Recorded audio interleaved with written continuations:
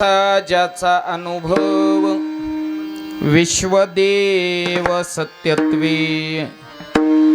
देवतया जवळी असे पापनासे दर्शने काम क्रोधा नाही चाली भूती झाली समता देवतया जवळी असे पापनासे दर्शनी तुका म्हणे भेदा भेद गेला वाद खंडोनी देवतया जवळी असे पापनासे दर्शनी विठ्ठल विठ्ठल विठ्ठल विठ्ठल विठ्ठल विठ्ठल विठ्ठल विठ्ठल विठ्ठल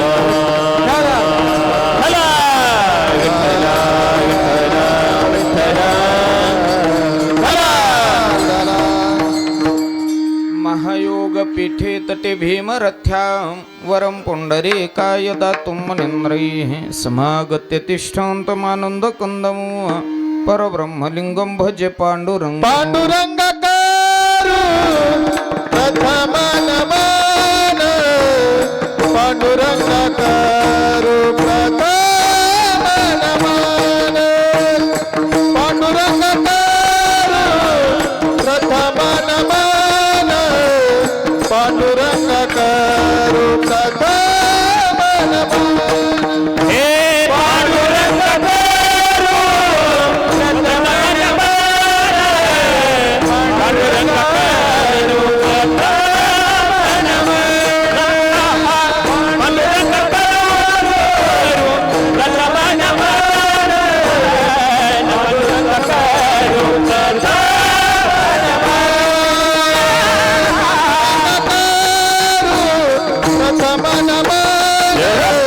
पांडुरंगाकारू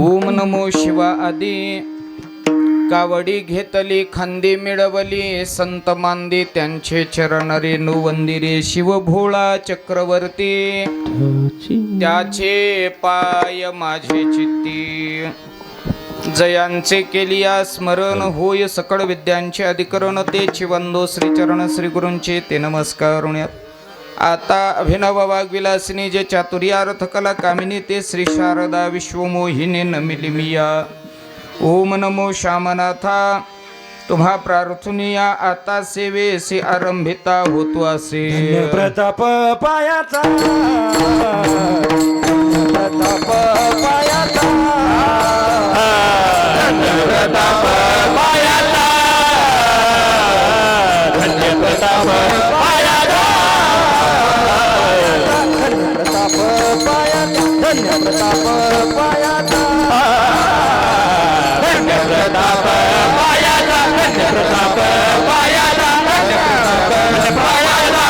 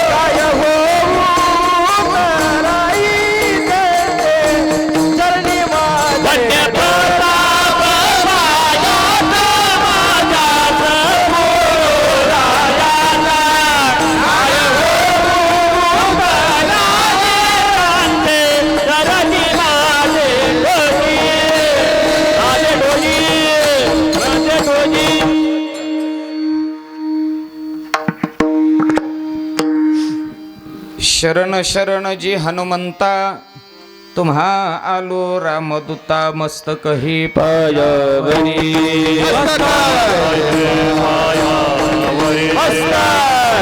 पायावरी या वार करी संताच्या या वार करी संताच्या वार करी संताच्या वार करी संताच्या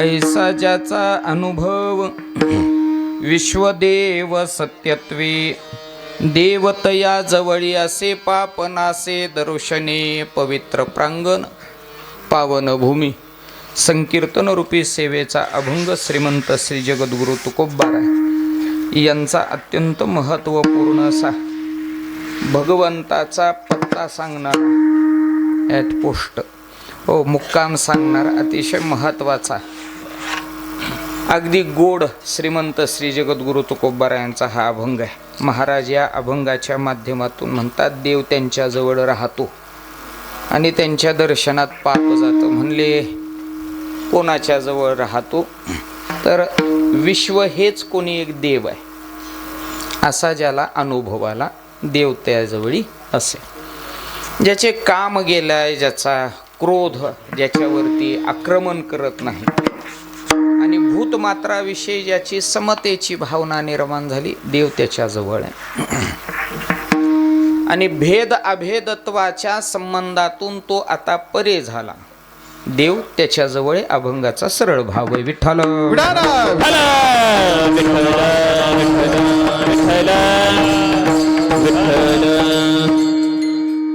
मंडळाकडे उपस्थित ज्ञाते श्रोतृगण, सर्व संप्रदायाला लाभलेली थोर ज्येष्ठ सांप्रदायिक टाळकरी महाराज मंडळी, ज्येष्ठ घटक, सर्वांच्या सेवेकडे वळण्यापूर्वी परिहार भगवान इंद्रेश्वराच्या, भगवान नरसिंहाच्या पवित्र वास्तव्याने पुनीत असणारी आपली ही पवित्र पुण्यभूमी म्हणजेच मौजे इंदापूर, सर्वच क्षेत्रामध्ये नामोल्लेखित अशा या म्हणजे सामाजिक, राजकीय, परमार्थिक सर्व अंगानं परिपूर्ण असणारी आपली ही पवित्र पुण्यभूमी इंदापूर आणि या नगरीमध्ये भव्य दिव्य स्वरूपामध्ये भगवान महादेवाची सेवा करण्याची म्हणजेच इंद्रेश्वराची सेवा करण्याची संधी आपण दवडत आहोत. ती कशाच्या निमित्तानं तर महाशिवरात्री पर्वकाळाचा औचित्य साधून भव्य दिव्य अखंड हरिनाम सप्ताह श्री ग्रंथराज ज्ञानेश्वरी पारायण सोहळा वैकुंठवासी प्रातस्मरणीय गुरुवर्य रामचंद्र बोधले महाराज म्हणजेच आबा,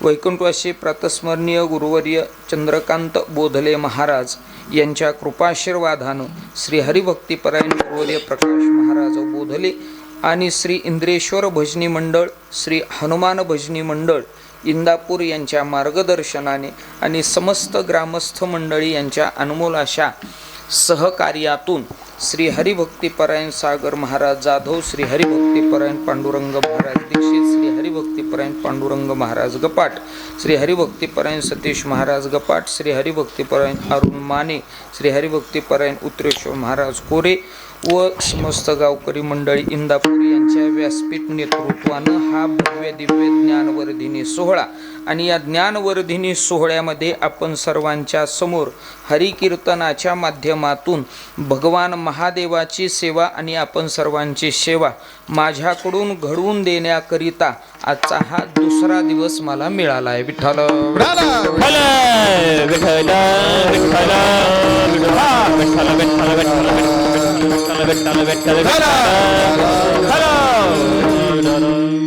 आणि त्यामध्ये महाराज आल्यानंतर त्यांना काही कीर्तनाच्या माध्यमातून आपल्याकडून धनदान व्हावं, दक्षिणा सुपूर्द व्हावी, महाराजांचा हे वर खर्च आपलं भागावा अशा उद्देशानं महाराजांनाही थोडं बहुत खर्चायला असावं अशा अपेक्षेनं ज्यांच्याकडून आजच्या या कीर्तनाचं धनदान आहे ते औचित्यपूर्ण अशा स्वरूपानं या ठिकाणी आहे. म्हणजेच परमार्थिक क्षेत्रामधील ज्येष्ठ परिवार कैलासवासी मोहनराव कृष्णात गपाट यांच्या 9व्या पुण्यतिथीच्या औचित्यानं त्यांच्याच स्मरणार्थ श्री हरिभक्तीपरायण हरिदास मोहनराव गपाट यांच्या वतीने आजचा हा महाराज अतिशय छान असा धनदानाचा नियोजित या ठिकाणी सौजन्य घेतलेलं आहे.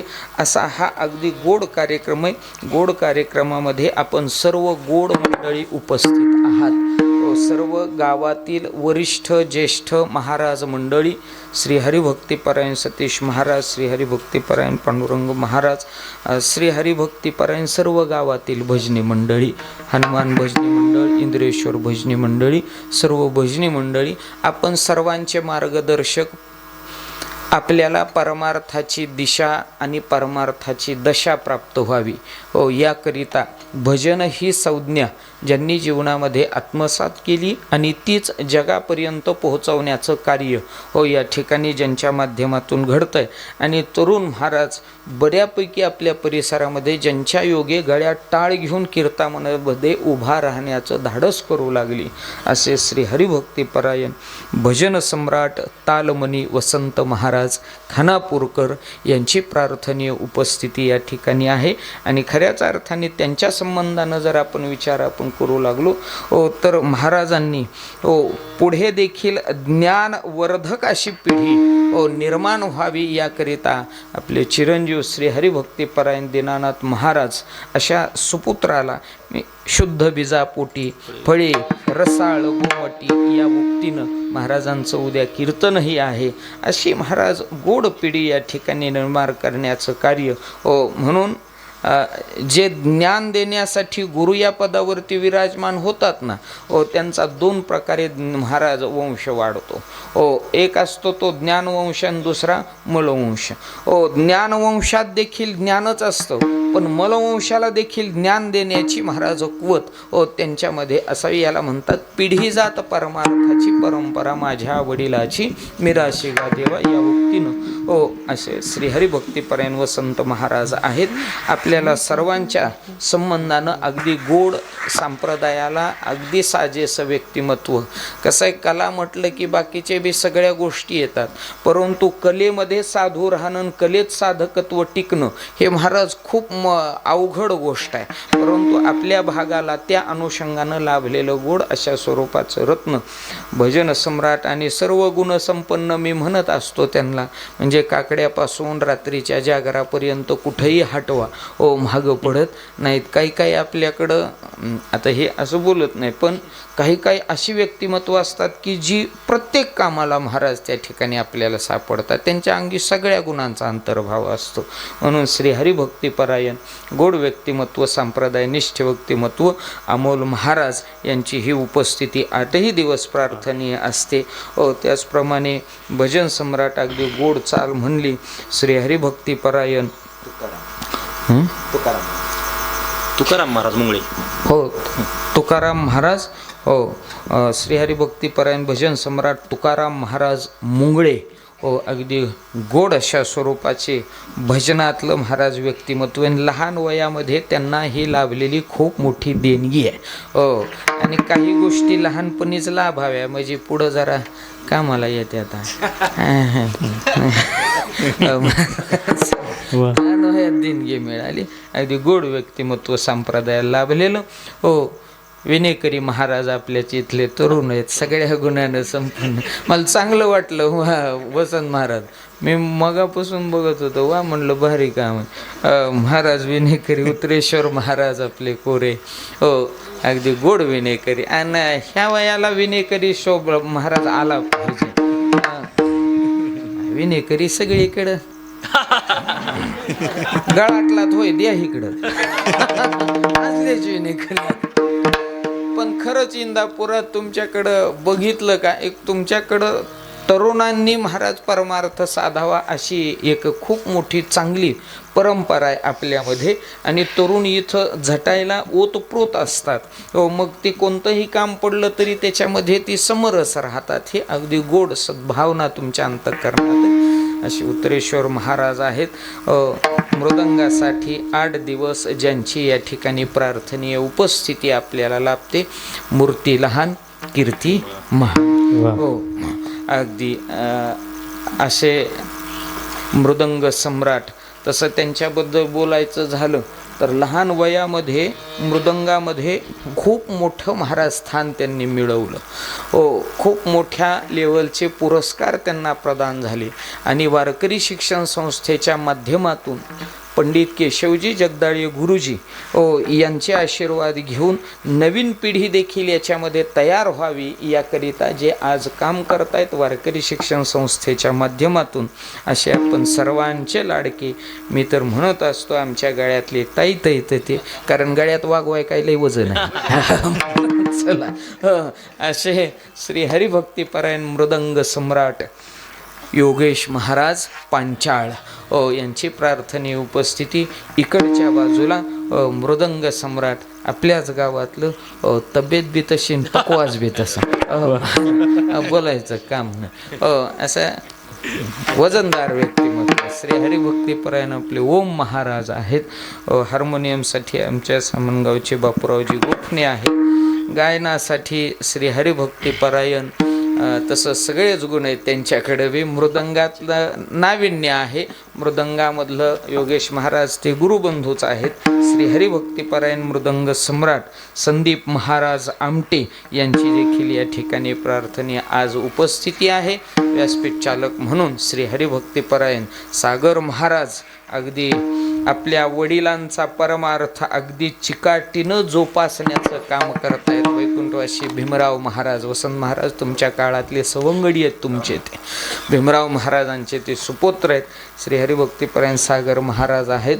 त्याचप्रमाणे गोड अशी संशिष्टीमय वीर मंडप. आता काय लय सांगायची गरज नाही, नावातच वीर आहे.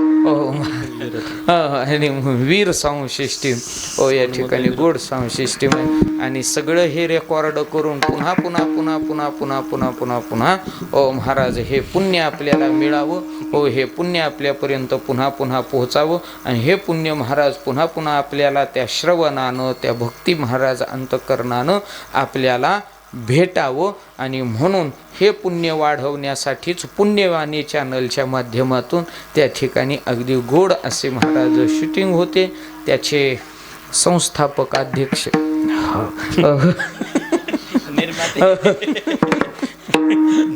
आणि चिकित्सक वृत्ती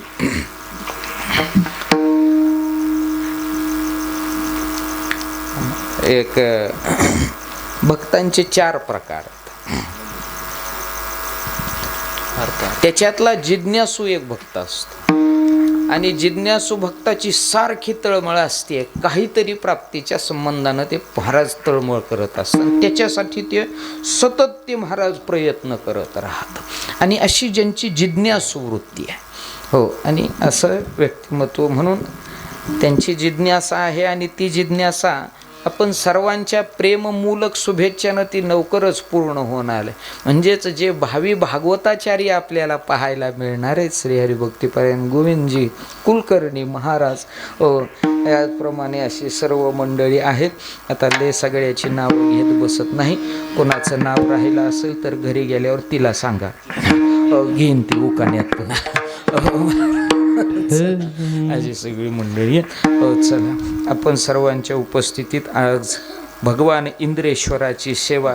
आता या इंद्रेश्वराच्या प्राप्तीचा संदेश या ठिकाणी देणारा अभंग देखील निवडलाय. थोडा याच्यात काय करा, गेन द्या किंचित उग मिलीमीटरमध्ये. हो, भगवान इंद्रेश्वर आणि या इंद्रेश्वराची आपल्याला भेट कुठं होईल या संबंधानं काय आहे तर आजचा अभंग. या अभंगातला ठळक मुद्दा तो म्हणजेच देवतयाजवळी असे या शब्दानं आहे. त्याच्याजवळ देव आहे आणि त्याच्याच जवळ पाप घालवण्याची ताकद आहे. असा संबंधानं महाराज या अभंगातलं श्रेष्ठ आहेत. मग देव कोणाच्या जवळ तर म्हणजे त्याच्याजवळ. मग आता देव कोणाच्या जवळ आहे आणि देव कुठं आहे आणि देव कोणापासून लांब आहे, हे वेगळे वेगळे प्रश्न जेव्हा उत्पन्न होतात त्यावेळेस प्रथमार्थी महाराज देवाची अपेक्षा आहे का हे पाहणं गरजेचं आहे. देवाची अपेक्षा आहे का हे पाहणं गरजेचं आहे. देव कुठेही असू द्या, देव जवळ असू द्या कुणाच्या, नाही तर देव कुठं लांब असू द्या, देव तिकडं काशीला असू द्या, नाही तर देव तिकडं महाराज अयोध्येला असू द्या, मथुरेला, पंढरपूरला अथवा महाराज इंदापूरला, देव कुठंही असू द्या. फक्त त्या देवाला पाहण्याची, त्या देवापर्यंत पोहोचण्याची तळमळ आहे का हे खूप महत्वाचं आहे. नाही तर तळमळ नाही, काय उपयोग नाही. कोळी महाराज सांगण्यात काही उपयोग नाही आहे. इच्छा देव पाहण्याची आहे का हे खूप महत्वाचं आहे. आणि सांगू कुठंही जा इच्छा असणं खूप गरजेचं आहे. तुम्ही परमार्थातही असाल तर देव पाहण्याची इच्छा उत्पन्न झाली पाहिजे आणि व्यवहारात देखील कर्तव्य करण्याची इच्छा जागृत झाली पाहिजे. बिगर कर्तव्याचा माणूस राहू शकत नाही हे जरी कळत असलं तरी कर्तव्य करण्याची इच्छा मात्र माणसाचा प्रथम मदर्शी गुण आहे व त्याच्याकडे ती इच्छा असली पाहिजे. एखादा म्हणेल इच्छा नसली तर जगण्यात काही मजा नाही, फाशी घेतलेली बरी. नाही उगच काय महाराज, बिगर इच्छेचं जगण्यात काय मजा आहे का? होय पांडुरंग, काहीतरी इच्छा ठेवावी लागेल जगताना. विद्यार्थी असेल तर त्याच्या मनात इच्छाच पाहिजे, मला शिकायचं आहे, पुढे डॉक्टर व्हायचं, इंजिनियर व्हायचं, कीर्तनकार व्हायचं, गायक व्हायचं, पखवाजा व्हायचं, ही त्याला इच्छा पाहिजे तर तो पाऊल उचलेल ना. बरं हेही सोडून द्या, शिकायचं जरा जड राहतं पोरांना, जाऊ द्या तिकडे शिक्षण, तिकडे चुलीत जाऊ द्या. जगायची तरी इच्छा असावी. मग जगण्यासाठी काय लागतं तर जगण्यासाठी कमीत कमी पोट तरी भरवण्या इतकं कमवावं लागतं. ही तरी इच्छा पाहिजे. 2 रुपये कमवले पाहिजे.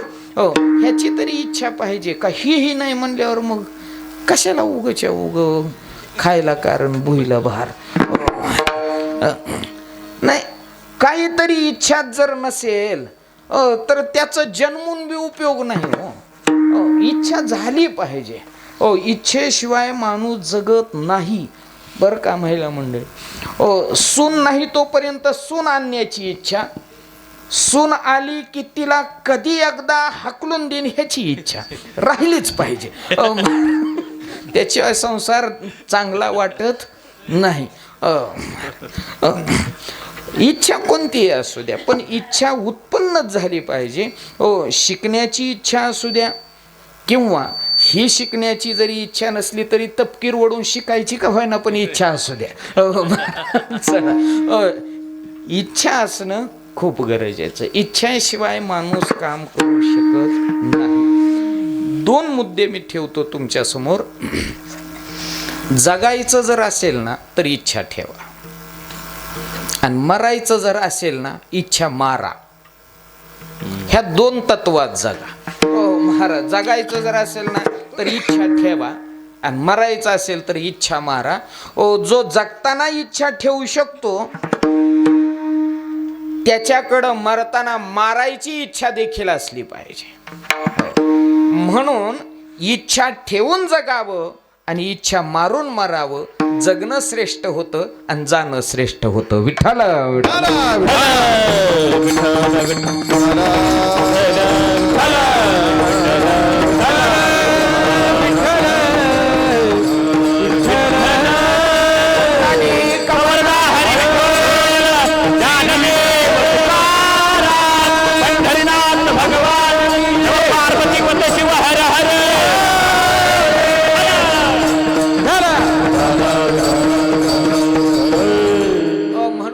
असू द्या. आता 12वीची परीक्षा चालू आहे. त्याच्या अंतःकरणात इच्छाच पाहिजे. तळमळ पाहिजे त्याला. मला 12वी बिगर काही करता माग एकही विषय न ठेवता पास व्हायचे. इच्छा पाहिजे. मग ही इच्छा असली तरच पोरग महाराज कॉफ्या करून नेईल. इच्छा पाहिजे ना. कॉफी करायला सुद्धा इच्छा लागते. कॉफी करायला सुद्धा इच्छा लागते. आणि चहाला सुद्धा इच्छाच लागते. कॉफी करायला इच्छाच लागते, चहा करायला इच्छा. इच्छेशिवाय होत नाही. तुम्ही कितीही काहीही निरीक्षण करा. मग तसं देव देव देव देव जवळ लांब कुठेही असू दे पण त्याची इच्छा उत्पन्न होणं गरजेचं आहे. मग ही इच्छा उत्पन्न होण्याच्या संबंधानंच महाराज साधू संत मंडळींचं जीवन पाहायला मिळतं. महाराज म्हणतात की आम्हाला सुद्धा इच्छा आहे. कैमी उद्धार पावेन, कैमी उद्धार पावेन,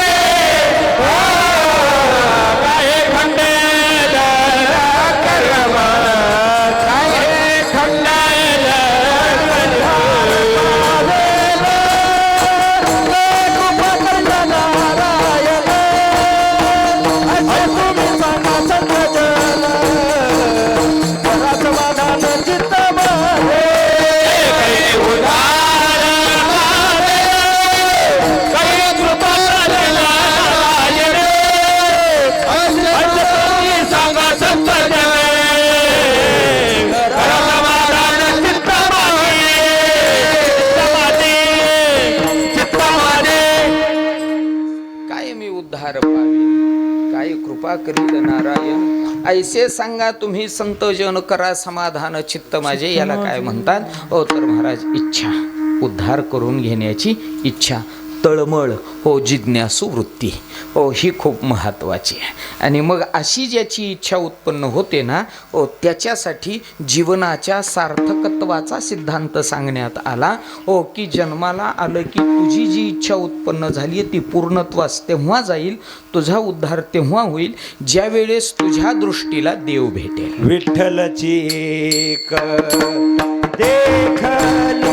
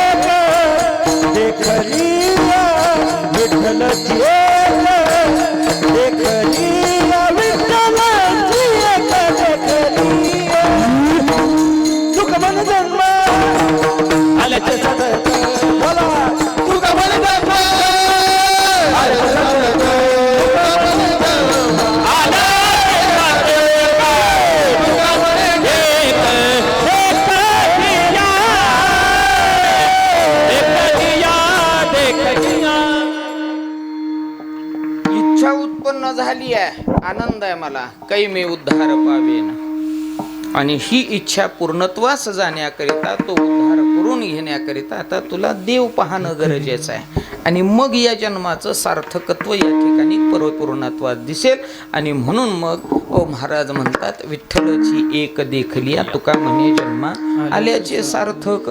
ओ हा भगवंत पाहिला ओ की तुझ्या जीवनातलं काय होईल तर सार्थकत्व होईल. मग देव पाहायला सांगितला. मग आता हा देव पाहायला जायचंय. मग हा देव कुठं बघायचा हा महत्वाचा मुद्दा आहे. देव कुठं आहे हो माहिती हे काय इथंच हे मंदिर आहे इथं इंद्रेश्वराचं. किती छान कार्यक्रम केला तुम्ही सतीश महाराज. एकदा टाळी वाजवा सगळे गावकरी मंडळी, जोरात वाजवा जरा. मावशी इकडं हात आहेत ना तुम्हाला का फक्त सुनालाच उगारते? चला टाळी वाजवा. ही तुमच्याचसाठी टाळी वाजली हो का. कोणतंही काम अगदी हातात घेतलं की परमार्थिक काम कडेला नेण्याची जी तुमच्याकडं दातृत्व शक्ती आहे हो ती मला गोड वाटली. सहज वज्रलेपाचा विषय झाला आणि खूप मोठा कार्यक्रम घडून आला. उगं छोटं करायचं ठरलं होतं पण इंदापूरला छोट्याची सवय नाही का. तर इथं देवच छोटा नाही, तिकडं महाराज नरसिंह बारका गडी नाही आहे. आणि हे तर महाराज अजिबात याच्याबद्दल तर काय बोलायचंच काम नाही. म्हणून इंदापूर लोक म्हणतात आम्हाला बारक्या चिरक्याची काही सवयच नाही. आम्हाला तुम्ही तगडं सांगत जावा. काय बी तुम्ही जरी बारकं सुरू केलं तरी आम्ही त्याला मोठं बनवणार. ही तुमची काय आहे खासियत. मग देव कुठं आहे? विठ्ठल जळी स्थळी भरला, विठ्ठल जळी स्थळी भरला, विठ्ठल जळी स्थळी भरला, विठ्ठल जळी स्थळी भरला. ठाव नाही उरला, ठाव नाही उरला, ठाव नाही उरला, ठाव नाही उरला. अजम्या दृष्टीने देखला, अजम्या दृष्टीने देखला, अजम्या दृष्टीने देखला, दृष्टीने देखला.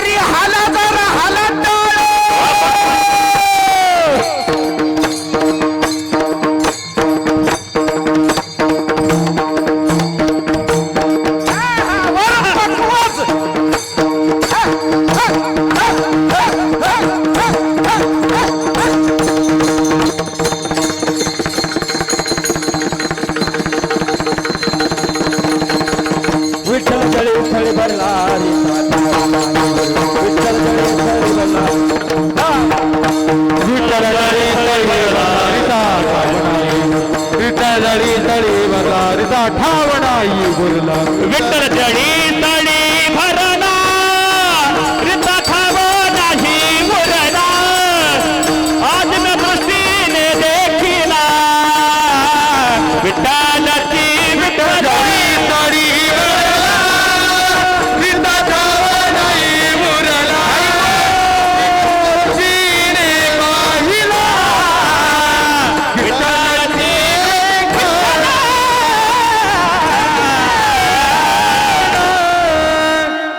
वा छान छान छान टाळी वाजवा जरा. तुम्हाला असं काय गोड फीड गायल्यावर बरं वाटत नाही का? वाटतं ना बरं. आता गोड पकवाज वाजवतेत, गोड ही गायन करतेत, बरं वाटल्यावर टाळी वाजवीत जावा. वाटतंय ना बरं का नाही वाटत? बरं वाटत असलं की टाळी वाजवायची, बरं वाटत नसलं की दवाखान्यात जायचं अर्जंट. हो, दुखणं अंगावर पांढरं महाराज काढायचं नाही, लय काय बी होतंय आता. म्हणून बरं वाटलं ना टाळी वाजवीत जावा. आणि सांगू गायक होणं सोपं नाही. आणि वसंत महाराज हो गायक होणं सोपं नाही, पकवाजा होणं सोपं नाही. हो.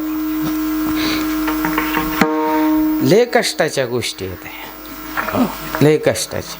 लय आपली भाषा बोलायची झालं घासावं लागते ह्याला.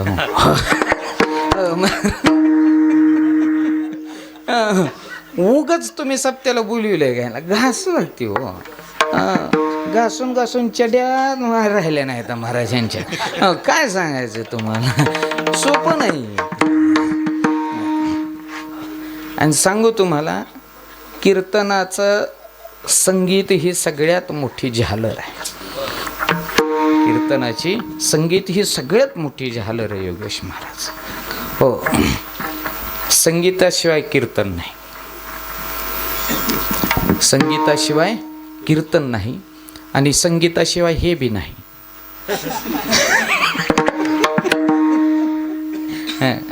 सूचना केलेल्या बऱ्या राहतात. केला इशारा आपला. संगीताशिवाय कीर्तन नाही. गायकाला खूप मोठी किंमत आहे. किंवा अजून सांगू, मंडपाला झालरीशिवाय गोडवा नाही. मंडपाला झालरीशिवाय गोडवा नाही, आणि कीर्तनाला संगीताशिवाय गोडवा.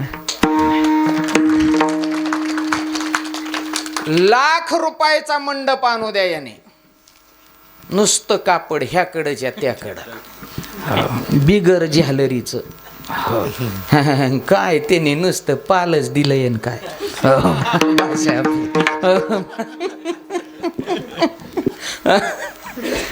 लय सूप माणसं लय गप्पा हाणतात भारी. काय सांगायचं तुम्हाला. म्हणून लाख रुपयाच्या कापडाला 20,000ची झालर लावावंच लागते, तर मंडप गोड होतोय. आणि तर लोक सुपारी कचून देतात. घेतात ना सुपारी.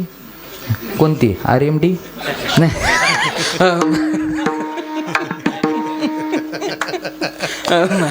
चला, मंडप झालरशिवाय शोभत नाही, कीर्तन संगीताशिवाय शोभत नाही. महिला मंडळी, तुमच्यासाठी सांगू का, आता संक्रांत झाली. संक्रांतीला पैठणी आणायची प्रथा आहे. सतीश महाराज, संक्रांतीला मालकानी काय आणावी? मालकिनीला पैठणी. मालकिनीला पैठणी जर आणली तर मालकिनीचं समाधान होतंय.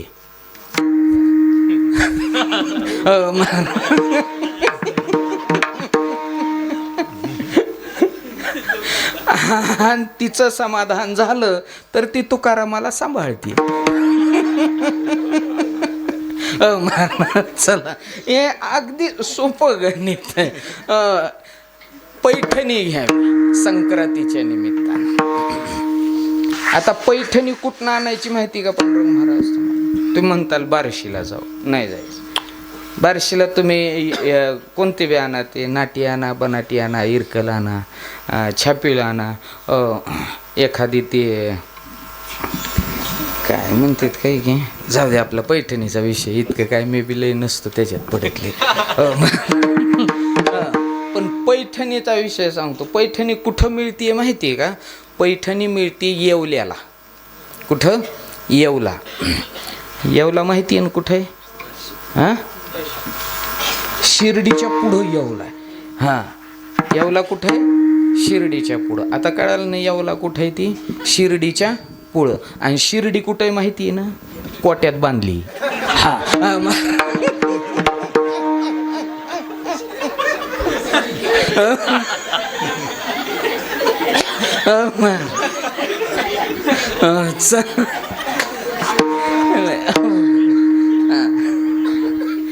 म्हणून पैठणी आणायला ऋषी येवल्याला जायचं. कुठं जायचं? येवल्याला जायचं आणि पैठणी घेऊन यायचं. येवले गाव आहे, येवले चहाला जाताल नाही तर. हेही सांगितलेलं बरं. कुठं जायचं? येवल्याला. आणि येवल्यावरून पैठणी आणायची. पैठणी 25,000ची आणली येवल्यावरून. येवल्यावरून 25,000ची पैठणी आणली आणि ती पैठणी महाराज येथे पिको फॉल करून मिळेल तेथे गेली.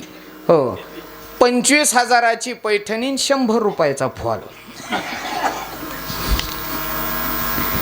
मुद्दा असा आहे, 1,00,000 रुपयाचा मंडप, 20,000ची झालर, 15,000चा कीर्तनकार, 2,000चा गायक.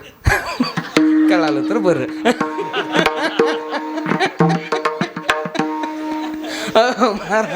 याला काय आहे तर किंमत आहे. म्हणून मला म्हणायचं आहे की महाराज संगीत हे खूप मोठं आहे.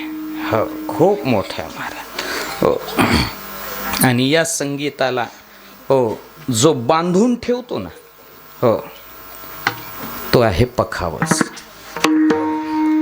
संगीताला जो बांधून ठेवतो तो पखावाज. हो, विखरू दिलं नाही पाहिजे, ते पखावाजाची किमया आहे. हो, याला काय म्हणतात? पखावाज. हो, आणि पखवाजाची किंमत मी कमी करणार नाही. पखवाजाची किंमत लई आहे बाबा. समजा गायनात थोडं बहुत स्वर इकडं तिकडं होईल, चल मातीत जाऊ दे तिकडं. हो, कीर्तनात थोडं अडकल फिडकल, चल जाऊ दे तिकडं. हो, पण पखवाजाने मात्र सगळ्याला गोळा करून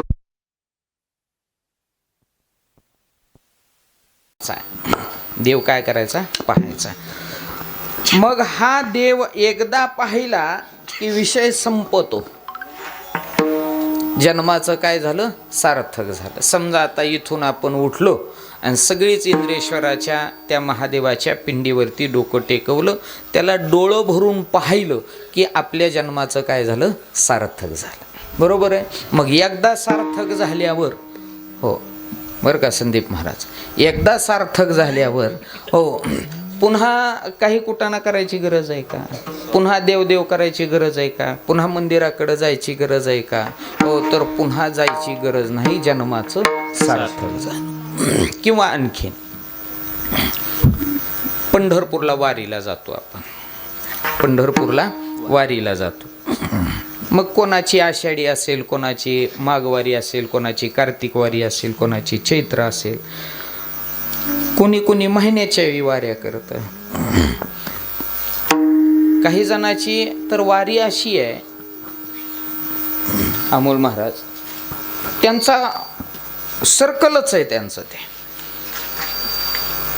शुद्ध वारीला पंढरपूर, तिथून निघायचं की वद्यवारी माऊली, वद्यवारी माऊली झाली की शुद्धासाठी पुन्हा पंढरपूर. हो, हे त्यांचं चक्रच सारखं काय होतं? चालू राहतं. चक्रच बंद पडत नाही हे सारखं. अशी ही वारी आहे. आपली वारी एखादी वर्षाकाठी पायी जरी नाही घडली, चला बाबा मोटरसायकलने जाऊ. किंवा आता काही जणांनी महिन्याच्या वारीचे नियम लावलेत. गावगावात पिकअप येतं केलेली महिन्याची महिन्याला. हो, त्याच्यात काय 20 जणाचा ते घेऊन जातं पिकअप. काय जे असेल नियमाप्रमाणे त्याला पैसे दिले जातात, ते पिकअप घेऊन जातं महिन्याला. हो, कुठं? हो, पंढरपूरला वारीला. त्याच्यात पुन्हा काही जणांनी डोकं लावलंय. हे 20 जण जायची ना वारीला, त्याच्यात काही जणांनी डोकं लावलंय 20 जण आपण महिन्याला जात होतो, आता काय करू म्हणले 20 जणात एकानीच जायचं आणि 20 जणाची वारी बजावून यायचं. एकानीच जायचं 20 जणाची वारी. मग सगळ्यांनी त्याला आपलं 10-5 काय हिशाला येतील, पेट्रोलचे, डिझेलचे, विमलचे, हे जी खर्च होईल ती सगळा त्याचा काढून देण्यासाठी पैसे द्यायचे आणि मग त्यांनी सगळ्याची वारी पोहोचवून यायचं. किती सवड शास्त्र आहे का नाही अमोल महाराज. बरी ना असली वारी. आता इथं बायकोनी केलेलं पुण्य नवऱ्याला येई नाही सतीश महाराज. बायकोनी केलेलं पुण्य नवऱ्याला येत नाही असं मी नाही, शास्त्र सांगतं ना. तिनं केलेलं पुण्य त्याला येत नाही, त्यांनी केलेलं तिला जातं, हे साहजिक आहे. बायकोचं पुण्य नवऱ्याला येत नाही हो. आणि इथं गावातली कोण कुठली काय ना 20 जणाची वारी एकटा पोहोचून येतो, हे कसं काय सोपं आहे का काय? हे काय मला काही कळतच नाही. लोकांची डोकी कुठं गेले चंद्रावर काय कळत नाही. कसा परमार्थ चाललाय. चला जाऊ द्या. समजा गेलं एकदा पंढरपूरला, विठ्ठल डोळ्यानं पाहिला, मग आता तो देव पाहिला की सार्थक आहे. तो देव पाहिला की काय आहे, सार्थक आहे. आता पुन्हा पंढरपूरला जायचं नाही, पुन्हा त्या देवाचं तोंड पाहायचं नाही. का तर एकदा पाहिला की माझ्या जीवनाचं सार्थक झालं. तुका म्हणे जन्मा आल्याचे सार्थक. बरोबर आहे ना, हे पटतंय ना. आता पुन्हा देवाकडे जायचं नाही. बरोबर आहे ना तुकाराम महाराज. पुन्हा जायचं नाही. मग आता जर आपण पुन्हा जायचं नाही म्हटलं तर मुंबईला तरी जातोच की. पुन्हा नाही, मुंबई. चला, मुद्दा असा आहे, एकदा दृष्टीनं पाहिलेला देव सार्थक करून जर देत असेल तर पुन्हा त्या देवाकडे जाण्याची अपेक्षा आपल्या अंतःकरणात उत्पन्न करण्याची गरज नाही आहे. पण हा देव लिमिटेड महाराज जर असेल तर मग मात्र असा देव आपण रोज पाहिला तरी आपल्याला महाराज त्याच्यातून सार्थकत्वाची भूमिका मिळणार नाही. म्हणून तो देव नुसता एकदा मंदिरातला पाहून चालत नाही. देवत्वाच्या स्वरूपाचं यथार्थ दर्शन आपल्याला झालं पाहिजे, तेव्हा सार्थक आहे. आपण महिन्याला वारी केली तर रुबाब मारतोय, वर्षाला वारी मी आषाढीला जातो, पाऊस असो पाणी असो काही असो आपण चुकवीत नाही. रुबाब मारता इकडे येऊन ते. महाराज मग आपल्यापेक्षा देवाच्या जवळ आहे ते, देवाच्या जवळ आहे. किती जवळ आहे सांगू का तुम्हाला? महिन्याला जाणारा याच्यापेक्षा पंढरपुरात राहणारा आणि याच्यापेक्षा देवाच्या मांडीवर बसणाऱ्याचं नाव सांगतो. ते नाव आहे महाराज, जे हातानं देवाला जीव घालतय आणि देव त्याच्या तोंडात घास भरवतोय. इतकी ताकद निर्माण झाली की दोघं एका ताटात जेवतेत. दोघाला एकमेकाशिवाय करमत नाही. नाव कळालं सगळ्याला, भक्त अग्रगणी नामदेव महाराज. 24 तास देवापाशी. नामदेव महाराज देवाच्या जवळ गेले, देवाला त्यांनी आपलंसं करून घेतलं. आणि त्या भूमिकेनं आता अशी दोघांमधली महाराज मैत्री घट्ट झाली की नामदेव महाराजांना देवाशिवाय करमत नाही आणि देवाला नामदेवाशिवाय करमत नाही. 5-10 मिनिटं जर नामदेव महाराजाला यायला उशीर झाला की लगेच हॅलो कुठे नामा तू. लोहे हा सामान्य महिमा संताचा, लोहे हा सामान्य महिमा संताचा, लोहे हा सामान्य महिमा संताचा, लोहे हा सामान्य महिमा संताचा. नैवेद्य मूर्तीचा हाती जेवे, नैवेद्य हातीचा मूर्ती जेवे.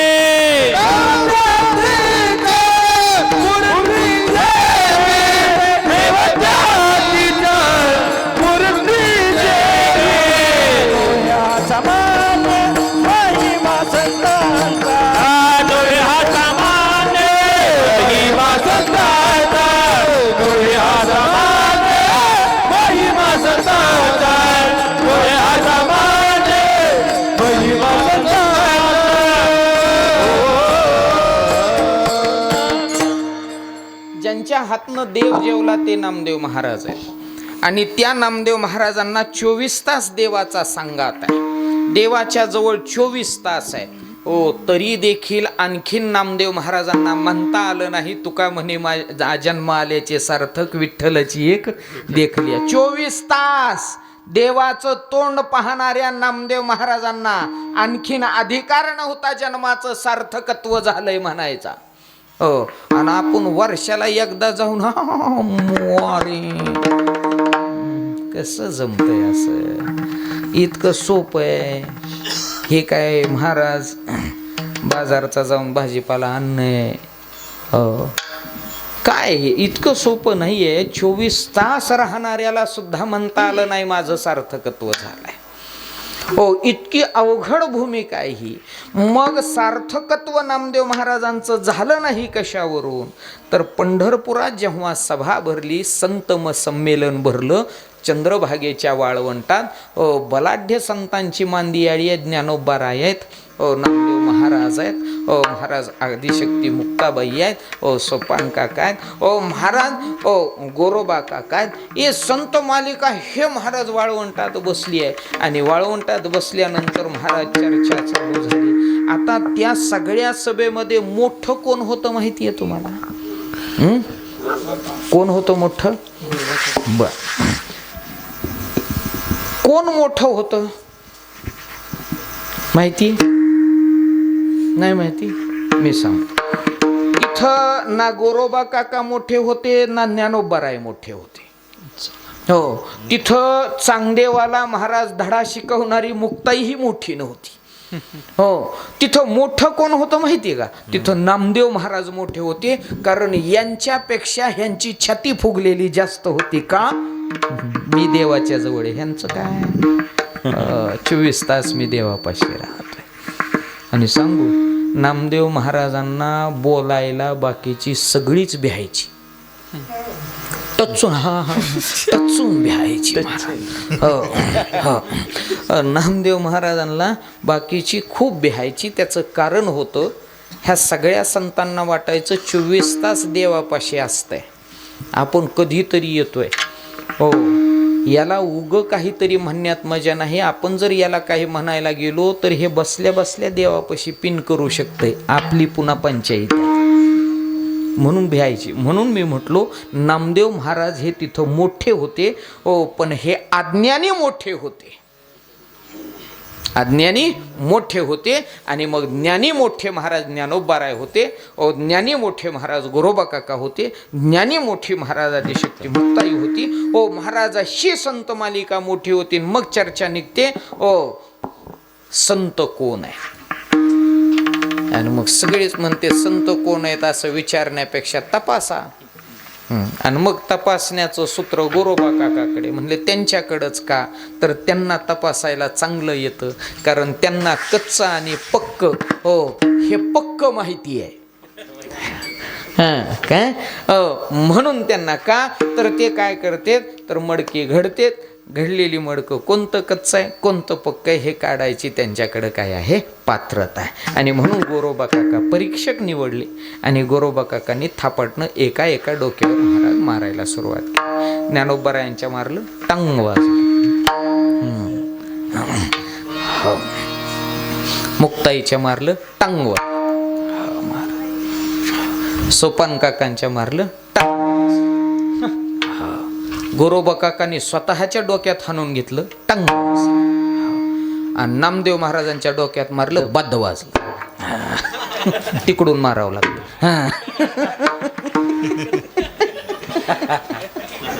मला बी नाही लय येत पकवा, पण दागिना आता शिकलोय मी.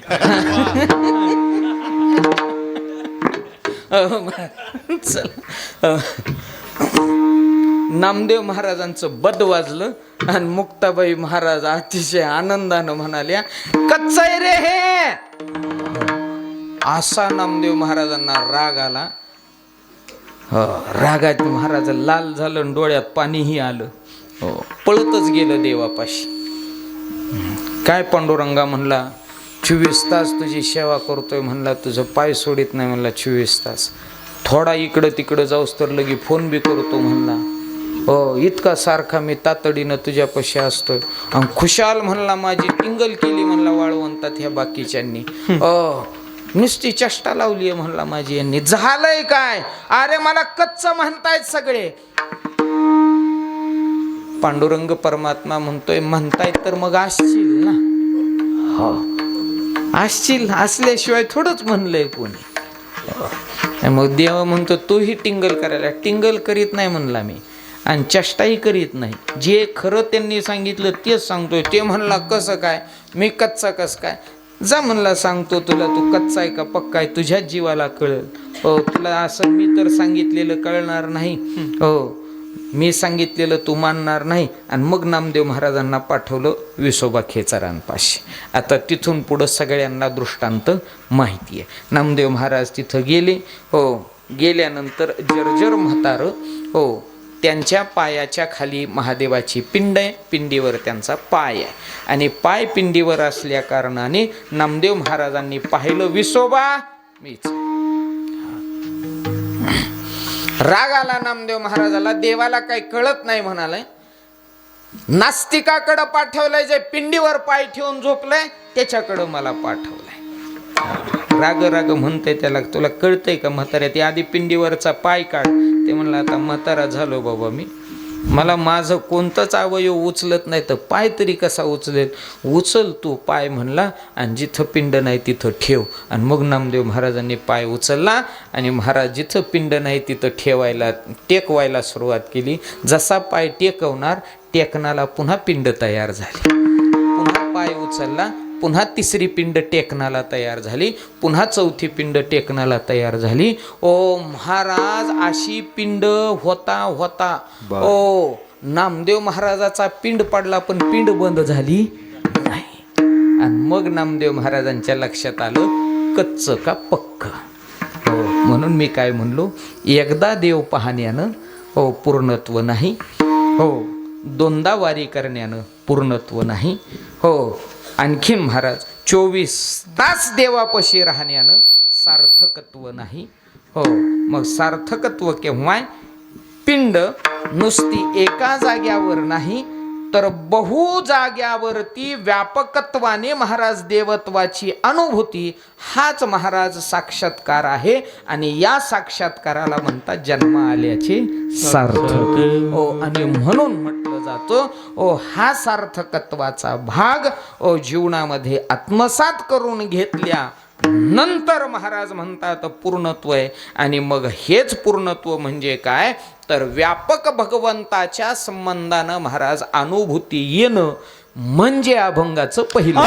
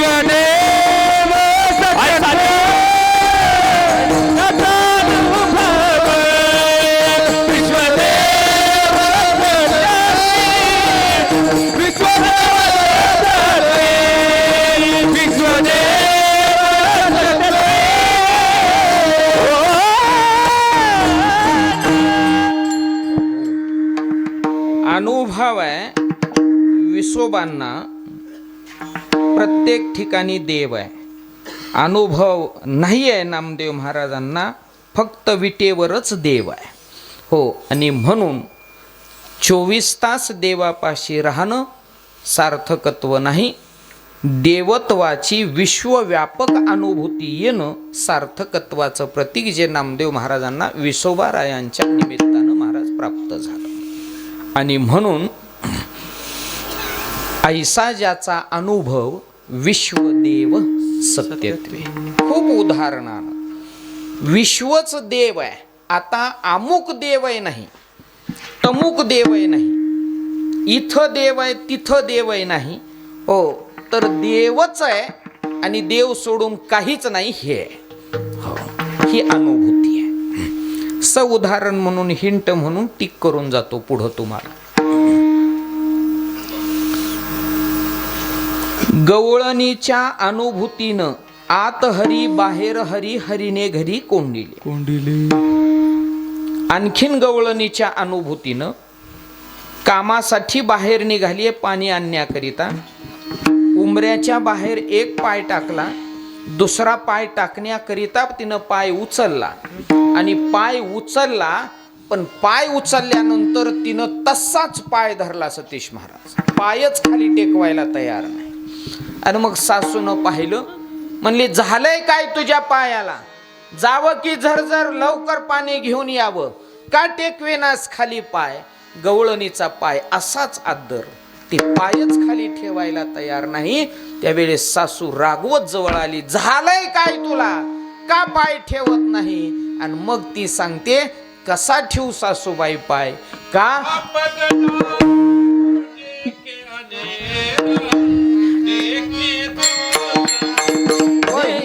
भोला देखे तो सब वही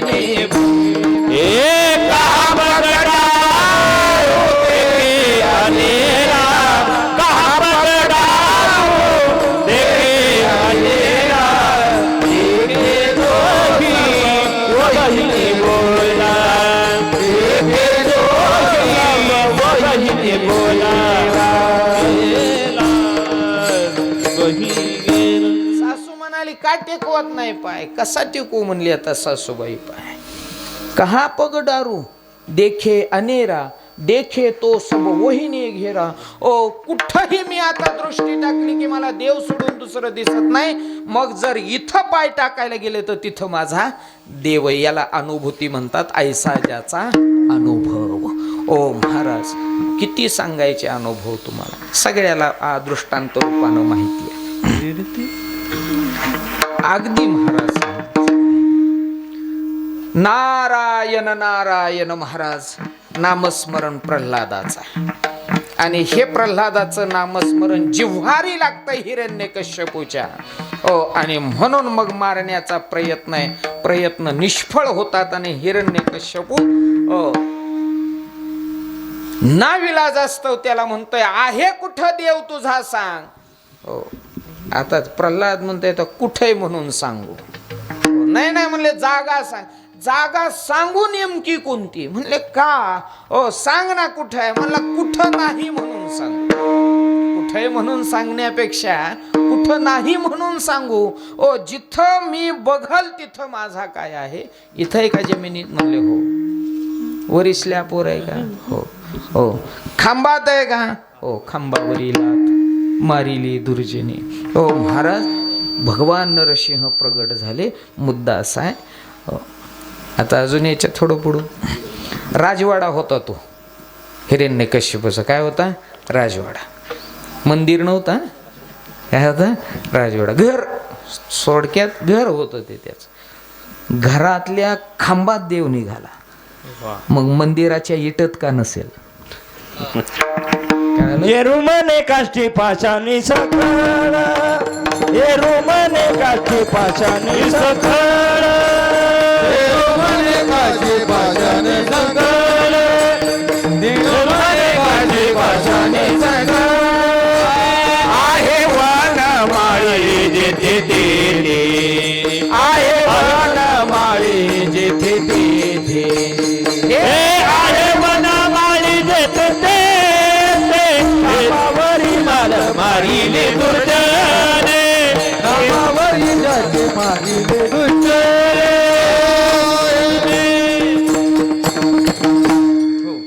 हात मारली त्याच्यातून देव प्रगट झाला. इरू म्हणे काष्टी पाशाने सकळ, ओ आहे वनमाळी जेथे तेथे. आणि यालाच म्हणतात महाराज सगळीकडे देवत्वाची अनुभूती, ऐसा ज्याचा अनुभव विश्वदेव सत्यत्वे. आणि परमार्थात एकदा अनुभव आला पुन्हा अनुभव बदलत नाही. प्रल्हादाची दृष्टी सगळीकडे देव, तोच अनुभव कायम राहिला. ओ तुकोबारायांची दृष्टी महाराज विठ्ठल जळी स्थळी भरला, ओ कायम महाराज तो अनुभव राहिला. ओ महाराज ओ विठ्ठल विस्तारला जनी सप्तही पाताळे भरुनी, कायम अनुभव स्थिर राहिला. परमार्थातला अनुभव बदलत नाही आणि व्यवहारात अनुभव एक राहत नाही. व्यवहारात रोज अनुभव बदलतो. काय सांगायचंय तुम्हाला मुंगळे महाराज, व्यवहारातला अनुभव सांगा तुम्हाला. गुळाची ढेप येतवर मुंगळे येत, ढेप संपली मुंगळे संपली, अनुभव संपला. साधं गणित आहे योगेश महाराज, किती गोड गणित आहे सांगा तुम्ही. व्यवहारात अनुभव एक राहत नाही हो. आता हे सोनार आहे पुढं बसलेला, सांगतो अनुभव कसा बदलतो.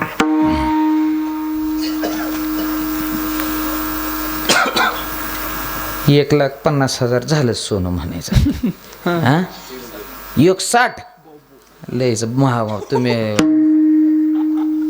सोनाराच्या जवळ सुद्धा बसायची पिढा झाली आता.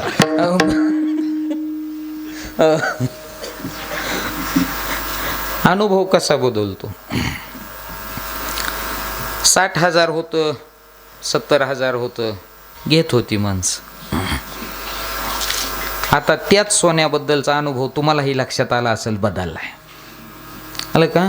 व्यवहारात अनुभव स्थिर राहत नाही हो, व्यवहारात अनुभव बदलतो. अजून सांगू तुम्हाला, व्यवहारातला अनुभव व्यक्तिसापेक्ष बदलतो आणि व्यवहारातला अनुभव वस्तूसापेक्ष सुद्धा बदलतो. वस्तूसापेक्ष अनुभव कसा, एकच वस्तू पण एका वस्तूबद्दलचे अनुभव वेगळ्यांचे. हो, एका वस्तूचा अनुभव माझा वेगळा, एका वस्तूचा अनुभव तुमचा वेगळा. सोपं सांगतो तुम्हाला, फोडून सांगितल्याशिवाय जमत नाही.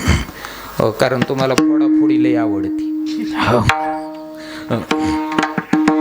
साखर गोड आहे कोळी महाराज, आहे ना गोड नक्की. हो, तुका म्हणे चाखुनी सांगी. गोडच आहे साखर. आता साखर गोड आहे, ही सगळ्यांना गोड आहे साखर, बरोबर. साखर सगळ्यांना गोड आहे ना. हो, आहे का नाही. कस काय. पांडुरंगाशिवाय कोण सांगेल.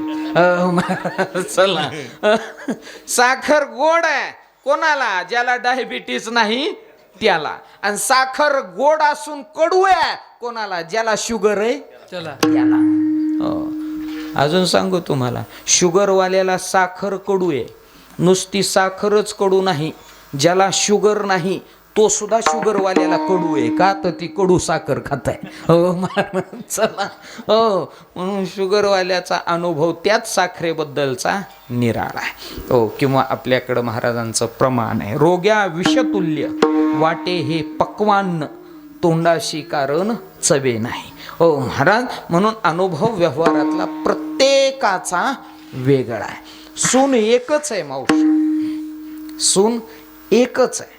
हो, पण एका सुनाबद्दलची घरात 4 मतं तयार होतात. सासरा म्हणतो लय चांगली आहे बाई सून, हो लेकरू चांगले मिळाले. सासू म्हणते हा तुम्हाला काय. उठलं की निघून जाता दिवसभर तर माझ्या डोंबल्यावर आहे. अनुभव बदलला. हो. तिसरा अनुभव, नवऱ्याचा त्याच सुनेबद्दलचा अनुभव निराळा. हंबने तुंबने एक दुजे केली. हो महाराज, अनुभव एकच वस्तू, एका वस्तूबद्दलचे सर्वांचे अनुभव काय आहेत तर वेगळे आहेत. हो, परंतु परमार्थात मात्र एकदा एक अनुभव झाला की त्या अनुभवामध्ये फेरफार होत नाही, त्या अनुभवात बदल होत नाही, तो अनुभव वेगळा होत नाही. एकदा ठाम ठरला अनुभव तो कायम राहतो. ऐसा ज्याचा अनुभव विश्वदेव सत्यत्वे. व्यापक देवत्वाची अनुभूती आली की पुन्हा तो म्हणत नाही आता इथं देव नाही तिथं देव नाही. त्याची दृष्टी काय झाली आहे तर सम झाली आहे. या अर्थानं महाराज म्हणतात ऐसा ज्याचा अनुभव, आणि असा ज्याचा अनुभव आहे त्याच्याच वरती महाराज कामक्रोधाची चाल होत नाही. त्याच्या पाया पडलो तर पाप जातात. त्याच्या संबंधानं काम क्रोधाची चाल तर होतच नाही, परंतु सांगू तुम्हाला त्यांच्या अंतःकरणात समतेचा भाव जागृत झालेला आहे. काम क्रोधा नाही चाली, भूती झाली समता तिसरं चरण आहे. काम क्रोधाची त्यांच्यावर काय होत नाही, चाल होत नाही. आता चाल म्हणजे काय सगळ्यांना माहिती आहे. चाल काय मी लय सांगत नाही. आता चाल वेगळी वेगळी असते. कीर्तनातली चाल वेगळी, भजनातली चाल वेगळी, वागण्यातली चाल महाराज सगळ्या अशा चाली खूप येतात महाराज. मग चाल म्हणजे नेमकं काय तर चाल या शब्दाचा महाराज अर्थ आहे स्वारी, आक्रमण. काम आणि क्रोधांचं आक्रमण ज्यांच्यावरती होत नाही ते अनुभूतीला आलेले व्यापक देवत्वाची अनुभूती स्वीकारलेले काम क्रोधा नाही चाली. पहिलं जुनी मंडळी एकमेकावरती स्वारी करून जायची. राजे रजवाडे किंवा आताही महाराज आपला शेजारी सारखं चाल करतो आपल्यावर. कितीदाही हरवलं तरी त्याची चाल जात नाही. ते पुन्हा महाराज त्याची चाल दाखवतंय, चाल करतंय, पुन्हा महाराज सपशेल तोंडावर आपटतंय. असं कितीदा आपटलं तरी त्याची चाल जात नाही. अशी चाल साधूवरती काम आणि क्रोधाची होत नाही. एक मुद्दा सांगतो दृष्टांतपूर्वक थोडासा. कसा त्यांना स्पर्श करत नाही, कसं त्यांच्यावरती आक्रमण करत नाही क्रोध. याच्यासाठी सर्व संतांची चरित्र आपल्याला माहिती आहेत. शांती ब्रह्म एकनाथ महाराज हे आपल्याला माहिती आहेत. अगदी हिंट म्हणून सांगतो. शेगाव क्षेत्री विराजमान असलेले समर्थ सद्गुरू गजानन महाराज. शेगाव क्षेत्री विराजमान असलेले सद्गुरू गजानन महाराज यांच्या बाबतीमधला क्रोध सांगतो तुम्हाला, चाल कशी करत नाही. गजानन महाराजांना वेड म्हणायची मुलं आणि त्यांच्या मागं फिरायची. एक दिवशी गजानन महाराजांना काही पोरांनी ऊसानी मारलं. मुळीवर ऊस तुटून पडले. कोणीतरी आलं सोडवलं. गजानन महाराजांनी सगळे ऊस गोळा केले, त्या ऊसाचा रस काढला आणि सकाळी त्या पोरांना हाका मारत फिरायला लागले. रस प्या, रस प्या, रस प्या. पोरांना वाटलं येडं आता काय आपल्याला सोडित नाही. पळायची पोरं पुढं, हे मागं रस घेऊन मागं पळायचं. पोरांना वाटायचं हे मारतंय आता. पोरं पुढं पळायची हे म्हणायचं रस घ्या, रस घ्या. मुद्दा असा झाला, गजानन महाराजांना ऊसानी मारलं, राग नाही. ज्यांनी मारलं त्यांना त्याच ऊसाचा रस पाजायची तयारी आहे. कारण गजानन महाराजांच्या लक्षात आलं ज्या ऊसानी मला मारलंय त्या वृक्षाने भेद केला नाही तर मी तर जीवरूपी अंश आहे. मी जीव आहे आणि नुसता सामान्य जीव नाही आहे, तर मनुष्यरूपी जीव आहे मी, ज्ञानी जीव आहे मी. मग माझ्यासारख्या ज्ञानी जीवानी वृक्षाने भेद केला नाही, तिथं मी का भेद करावा. आणि म्हणून ज्ञानोबराय ओवी लिहितात, ना तरी इक्षी दंडू पाडीतया गोडू गाडीतया कडू न हेची जेवी. महाराज ऊस ज्याने सांभाळलाय त्याला गोड, आणि जो कोयता घेऊन जवळ गेलाय तोडायला त्याला कडू, असा भेद कधी करत नाही. आणि म्हणून गजानन महाराज म्हणतात की माझ्याही जीवनामध्ये याच पद्धतीनं महाराज क्रोधाचं आक्रमण होत नाही. म्हणून काम क्रोधा नाही चाली, भूती झाली समता. सर्व भूतमात्रांमध्ये काय झाली, समता झाली. मला एक जण म्हणाला भूतमात्रात समता झाली म्हणजे काय. मी म्हटलं आता त्यांना सगळी भूत सारखी वाटली असतील बाबा. ते म्हणलं सगळी सारखी कसं. म्हणला जोटिंग वेगळं असतं, अवदासा तिसरी वेगळीच असते, भूत वेगळंच असतंय, पुन्हा राक्षस वेगळाच असतोय.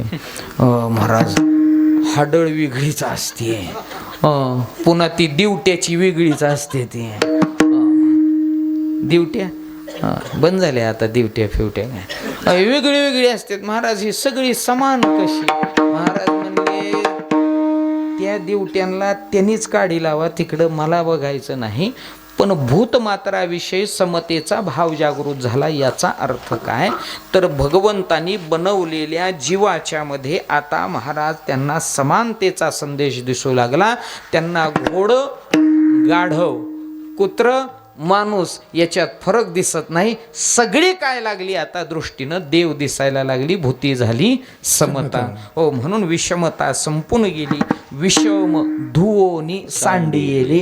हो महाराज सोप्या भाषेमध्ये. आणि म्हणून त्यांच्या जीवनामध्ये समतेचा भाव जागृत झाला. हो, म्हणून भूती झाली समता.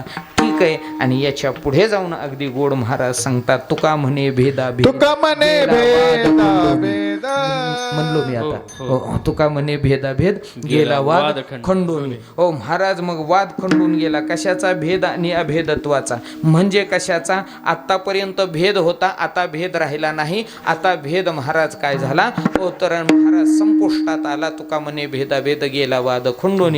ओ महाराज, असा हा भेद संपलाय. ओ मग महाराज, ज्यांचा भेद संपलाय, ज्यांच्यावर क्रोधाची चाल होत नाही, ज्यांच्यामध्ये महाराज समतेचा भाव जागृत झाला, आणि जी महाराज अनुभूतीनं व्यापक देवत्वाचा महाराज साक्षात्कारानं आता नटून उठलेली आहेत, अशांच्याच जवळ देव राहतो. देवतया जवळी आसे, देवतया जवळी आसे, देवतया जवळी आसे, देवतया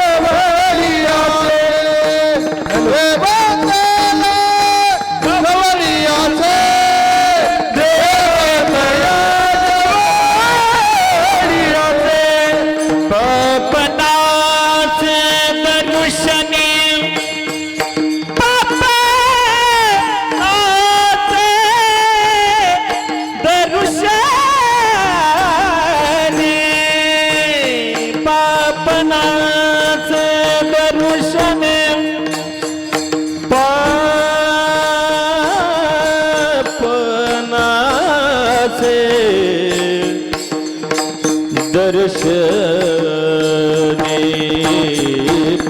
पापनास दर्शने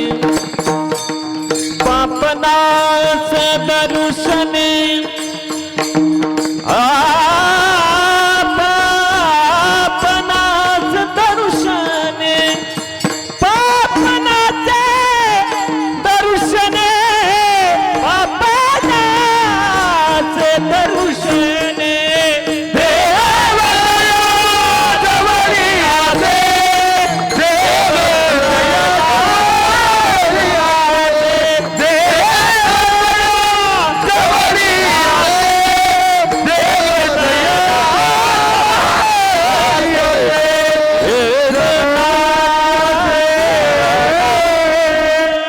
देवतया जवळी असे पापनाशे दर्शने. देवाचा पत्ता कोणता? पहिलं चरण, तिसरं चरण, चौथं चरण असं लक्षण ज्याचं त्याच्याजवळ देव आहे. नुसता देवच नाही तर त्याचं दर्शन घेतल्यावर पापही जात आहे. मग महाराज ज्यांच्या दर्शनात पाप जात आहे, ज्यांचं दर्शन महाराज तुमच्या आमच्यासाठी सुखरूप आहे, अशी कोण आहे तर अनुभूतीला आलेली देवत्वाच्या साक्षात्काराची परिपूर्णत्वाची लक्षणं असणारी माझी ज्ञानोबारायांसारखी तुकोबारायांसारखी महाराज श्रेष्ठ मंडळी आहेत. म्हणून देवतया जवळी असे पापनाशे दर्शने विठोबा रखुमाये. जय जय विठोबा रखुमाई. जय जय विठोबा रखुमाई. विठोबा रखुमाई. विठोबा रखुमाई. विठोबा रखुमाई. हरी जय जय विठोबा रखुमाई. जय जय जय जय जय जय विठोबा रखुमाई.